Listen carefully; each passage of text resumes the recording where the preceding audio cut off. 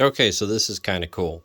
I picked up this Commodore 64 from a elderly lady, and she told me that her father in the 80s got it as a retirement present and didn't really care for it and just put it up in a closet and never really fooled with it. So we're unboxing a Commodore 64 that's been in a closet for like 30, 40 years. So that's kind of neat, right? I'm sure it's not pristine. You can see it was from Sears, but we get to see what's inside, so here we go. There's our serial number. Looks pretty good. I don't know if the bubble wrap's original. There's the book, programming reference guide because it's all in basic. There's our Commodore. Pretty cool.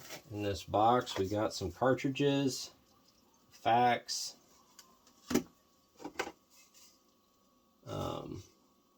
pack rat, maybe a game. I don't know. We'll see. Insta. That's kind of neat. There's that big old power supply. Oh, there's our silica gel pack. I don't think that's probably working in the book. Got the user's guide.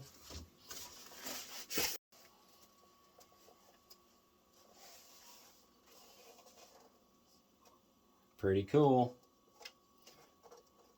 I'm going to have to try it out now.